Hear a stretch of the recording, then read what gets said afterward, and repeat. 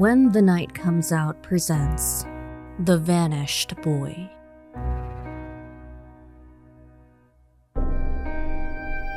The universe has a way of fixing things. The universe craves a balance, rushes to fill voids, and keeps expanding. It also makes mistakes. Oh yes, nature makes mistakes too. However, it also fixes them.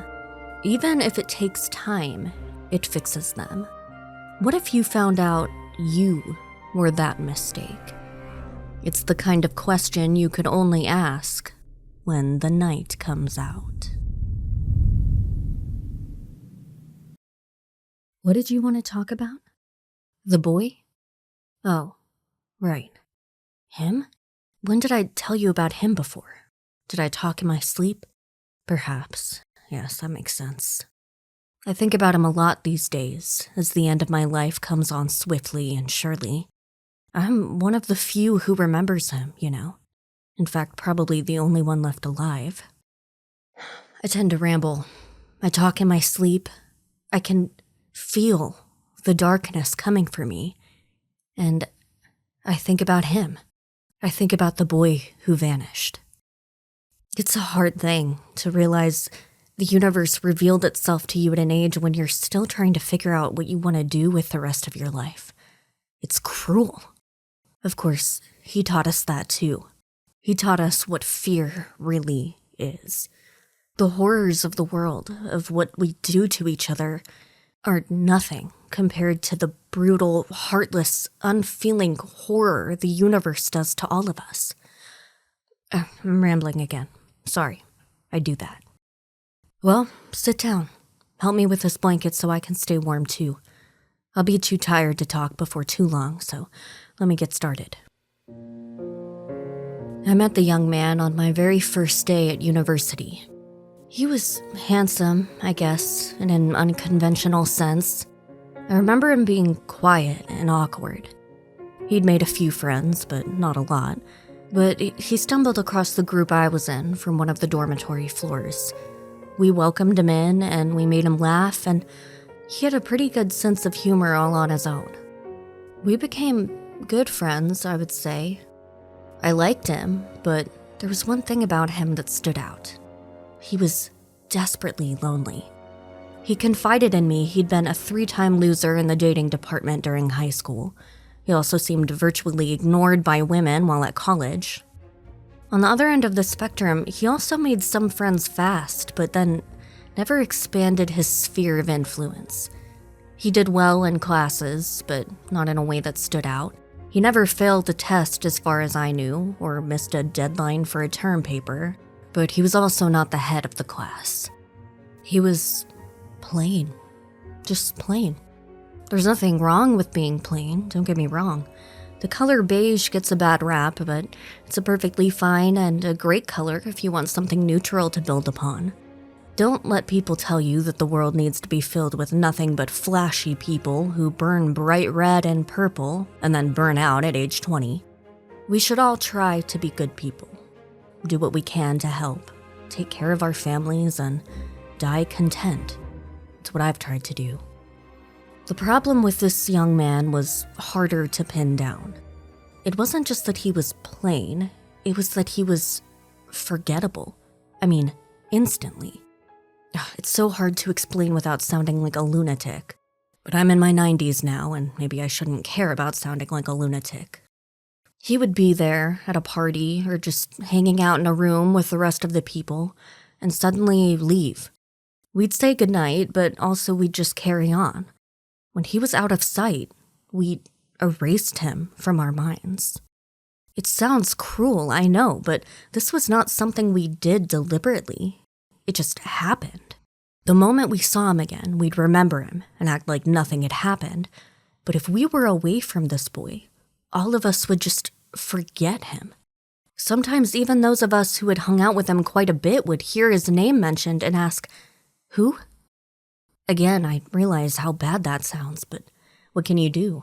It was the situation. It was strange, but when you're that age, you don't think much about those things. It just happens. Once, when he and I were in the same room just watching TV and talking, he told me he was never meant to be born. Of course, that got my attention, but he said that when his mother was pregnant with him, there was a car accident.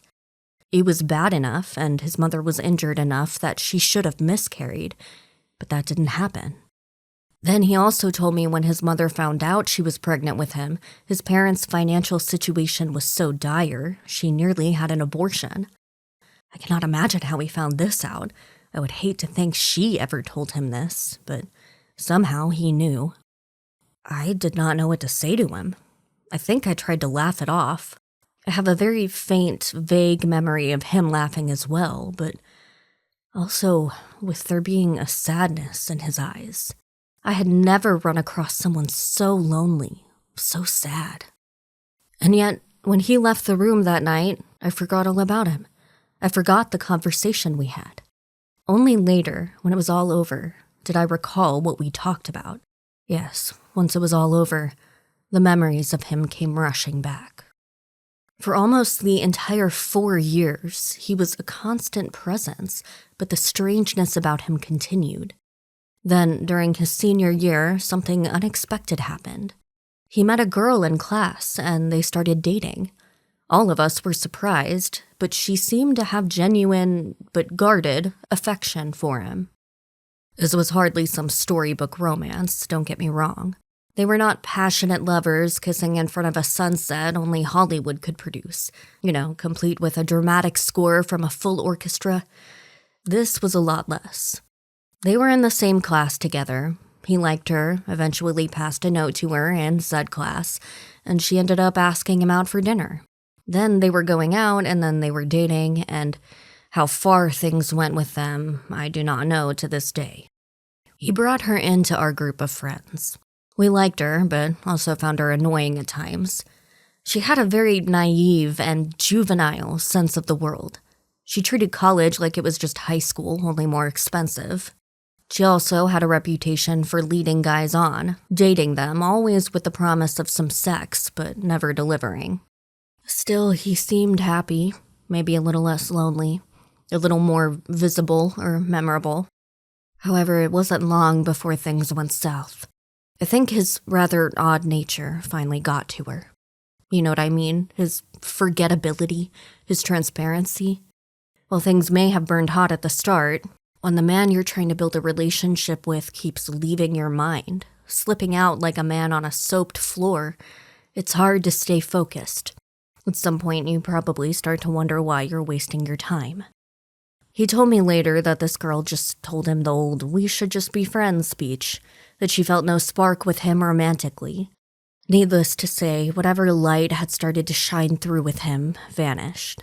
He seemed to become even more of a ghost than before. Here's something I want to stress, though. I don't want you to think that this man needed to be in a relationship in order to exist. No one does. We all have something within ourselves that allows us to shine. We're our own companions, From the moment we're born, it's the voices within us that drive us, stay with us, help us decide what to do. That said, there is something about finding another person who melds with you that adds something. I'm sure you've gazed at a gorgeous sunset while off walking all by yourself. Its beauty was not diminished by the fact you were alone.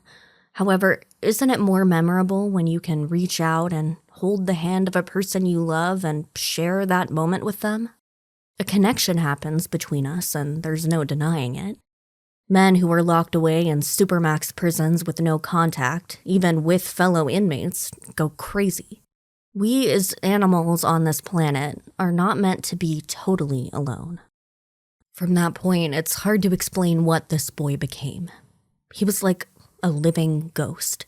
It was almost like you could just see right through him. He drifted from one thing to the next, but I cannot recall him smiling at all during this time. I cannot think of a single thing in which he did which stood out. There was one night when the young woman who he'd been dating came to my room. I was just lounging there, watching TV, and she knocked on the door frame since my door was open. It surprised me to see her. Sure, we hung out together quite a bit, but I wouldn't say we were friends.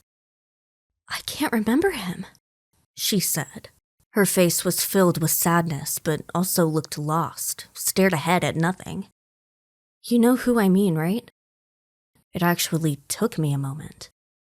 Yeah, I do. You forget him too. All of you do. I didn't know how to reply to that, so I just shrugged. She shuffled into my room, crossed her arms across her chest. Sometimes I would be on a date with him and I'd forget he was there. We'd be at the movie and I'd look over and be surprised to see he was there. Jesus. She nodded. Not to be too weird, but we'd kiss and sometimes it felt like kissing nothing. There's something about him that's hard to pin down. Not just hard to pin down, hard to hold on to, like trying to grab an eel or something. Why do you think that is? She shrugged. I don't know. Do you think people can just vanish? Like maybe they aren't meant to be here? I think I laughed at the thought. No, I never thought of that. She smiled a sad smile. I think about it a lot. I think maybe something is wrong with him. I mean, he seems okay and it's not like he's sick, but there's something off. Maybe he's not supposed to be here with us. He told me once about his mother being in a terrible car accident when she was pregnant with him. Not that this means anything. I still don't think what you say holds merit. If what you said did, then it would change the fundamental beliefs of how the universe works. For some reason, you and I are the only ones who can more easily remember him. The way she continued, I don't think she had heard a word I was saying.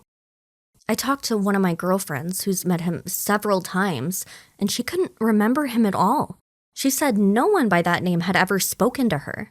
I had been with her and him in the same room just 2 weeks before. I think people are forgetting him faster and more completely. I was about to tell her she was still talking crazy, but hadn't I just had a conversation with another resident just that morning who knew the young man? The same thing happened. The person I was talking to had no idea who I was referencing, and they'd just been with him 2 days before. No amount of describing the young man could convince him. What do you think it means? I asked. I think he's going to just not be here soon, she said, so matter-of-factly it caught me by surprise. He will just vanish. Do you think we'll still remember him? I don't know. I kind of hope so, but then again, like you said, remembering any of this is kind of terrifying, too. It seemed like there was nothing else to say. We spent a few minutes making small talk, but then she got up and left. I was alone now, and I closed the door so no one else would walk in and disrupt my train of thought. I was worried, concerned, and more than a little disconcerted. What did it mean to vanish? People disappeared all the time, but the ones we were all aware of had some criminal reason behind it, or the person who vanished had given reasons for it and run away. This was something else entirely. What kind of universe would just make people vanish? And not just vanish from rooms, cars, or home, but from memory. I laid in bed that night, tossing and turning, my dreams troubled. I suddenly had this feeling the young man was vanishing, disappearing from everything, even as I tried to sleep. Eventually, at 3 a.m, I awoke and tried to call him. Someone answered on the other end, but the voice was so tiny I couldn't make out any of the words. I tried to engage in conversation, but the phone disconnected. When I tried to call back, I just got a busy signal. Then, after a few more attempts, all I got was a weird alarm and a recorded voice telling me that the number had been disconnected. I was, as you might imagine, anxious. I got up, moved through the mostly silent halls of the dorm to his room. He was close by to my own room. I knocked. I heard something on the other side, but it was quiet and strange. I knocked again, worried I would awaken the entire hall, but nothing stirred. Outside, just to my right, through a window, the darkness seemed to encroach upon the building. There was another strange noise, almost like something moving, shifting, and an odd gurgling sound, but it also seemed distant. What did I do? I stood there and pondered. I was an RA, so I had a key which would allow me access to his room. It was to be used only in an emergency. Of course, I felt this was one, but what would I do to explain it to my boss if it turned out to not be a crisis? I was worried the young man was disappearing from the world. There was no one who would believe me. Hell, I didn't believe me. A strange thing happened as I stood there, though. The weird fear faded. I could feel it, like when you have a radio signal, so strong and sure, slowly fades away the further you went from the transmitter. After a few moments, I looked at the door and was puzzled as to why I was there at all. Had I been sleepwalking? I soon turned and walked back to my room. Once inside, I climbed right into bed and was asleep moments later. Frantic pounding on my door awakened me with a start. At first, I wasn't even sure where I was. I tumbled out of bed, my head filled with strange dreams of creatures roaming the spaces between our world and the next with giant erasers. It was getting light outside. Still not entirely bright, but enough to see around the room clearly. Far too early. I got to my feet and flung open the door, ready to tear into whomever was there. When I saw the tear-streaked, frightened face of the young woman, my heart froze. Yes, I had forgotten about him again, until the moment I saw her and all the memories came rushing back at once. "What happened?" I asked. "He called me maybe 10 minutes ago. I could barely hear him. His voice was distant and weird, like gargly or something. He told me I was the only person he really ever loved, but that he was disappearing. Nothing could stop it." I could see tears had dried on her face from earlier, and fresh ones now streamed from her eyes. It sure sounded bad. I grabbed my keys. "Let's go." We headed down the hall. It wasn't far, but it felt like miles to me. All the memories of this young man, which had been so hard to remember for so long, came back at once. I remembered all the time we spent together. It was like these thoughts branded my mind, scarred me. We got to his door, and I didn't even bother knocking. The window to my right showed the sun would be up soon, the horizon turning all sorts of oranges and yellows. I pushed open the door, the girl beside me to my left. We both stopped dead a few inches inside. Everything was gone. No clothing, his television, the computer on his desk, all the books, the shelving, everything just gone. The area rug on the floor, gone. On the bed, no sheets. Then we saw him. Barely. The young man was see-through. He sat on the bed, staring out the window at the sunrise. There was a look of peace on his face. When we entered, he looked at us and he managed to smile. A sad, lonely smile. He tried to speak, but there were no words either of us could understand. Instead, he pointed to a single piece of paper which sat on the otherwise empty desk. Then the sun broke over the horizon. A brilliant beam of yellow sunlight came through the window, and both me and the girl had to shield our eyes.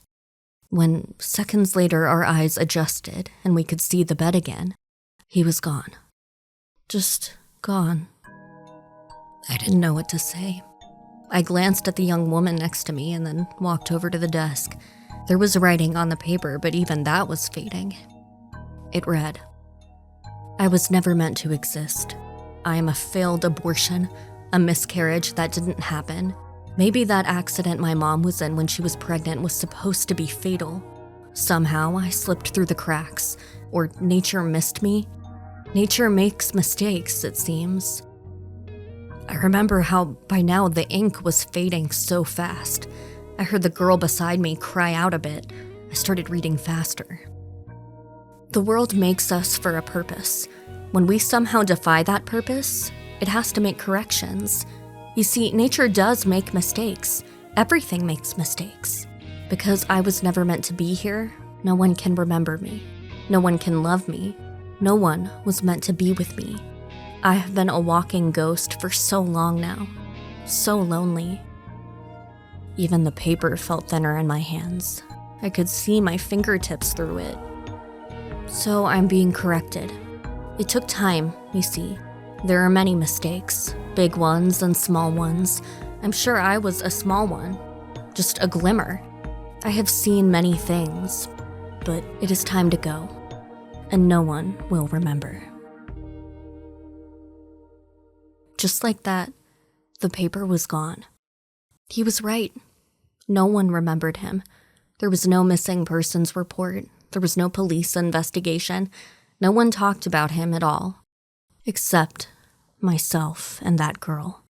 I know because she told me a few days later.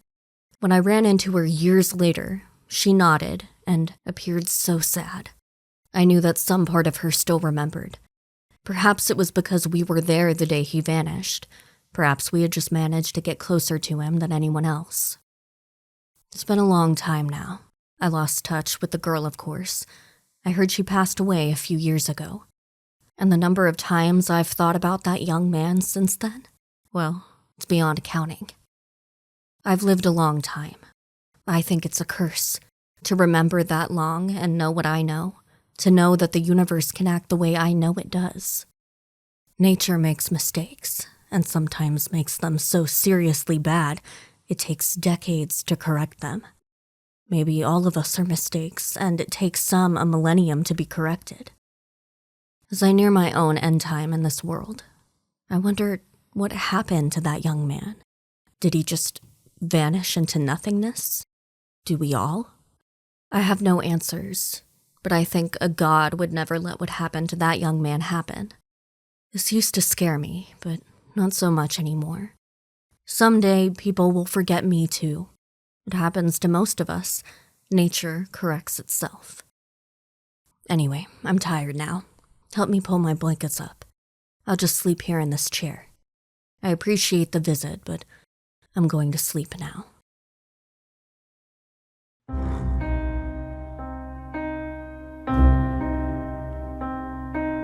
Nature makes mistakes. One man's lesson because of a strange encounter when he was younger. A revelation or a burden. Something to ponder when the night comes out.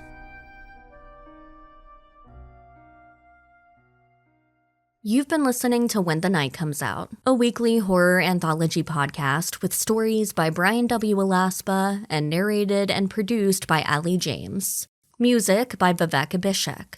For Bryan's work, visit his website at bryanwalaspa.com or visit amazon.com for his works of fiction and nonfiction. For Allie's work, find her on Facebook at Allie James Projects. Don't forget to check out our website, whenthenightcomesout.com, to learn how to support us and become a patron.